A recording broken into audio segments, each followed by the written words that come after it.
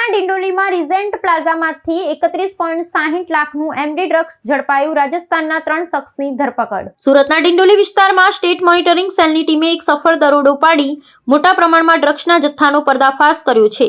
ડિંડોલી સ્થિત રીજેન્ટ પ્લાઝા ફ્લેટમાં ગુપ્ત રીતે ચાલી રહેલા નશાના કાળા કારોબાર પર ત્રાટકેલી પોલીસે 1053.65 ગ્રામ એમડી ડ્રગ્સ ઝડપી લીધું છે.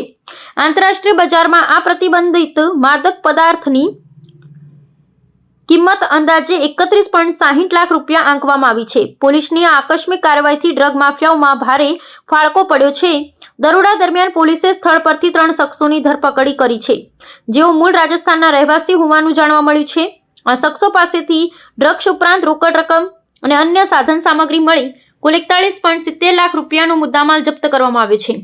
પોલીસ તપાસમાં એ પણ બહાર આવ્યું છે કે આ રેકેટમાં અન્ય 3 શખ્સો પણ સંડોવાયેલા છે, જેમને હાલ વોન્ટેડ જાહેર કરવામાં આવ્યા છે.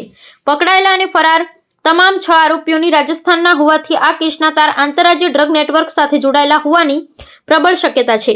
સુરત શહેરના નશામુક્ત બનાવવાના અભિયાન હેઠળ સ્ટેટ મોનિટરિંગ સેલ દ્વારા આ કામગીરી કરવામાં આવી છે. પોલીસ હવે એ દિશામાં તપાસ કરી રહી છે કે આટલી મોટી માત્રામાં ડ્રગ્સનો જથ્થો ક્યાંથી લાવવામાં આવ્યો હતો અને સુરતમાં કોને સપ્લાય કરવાનો હતો.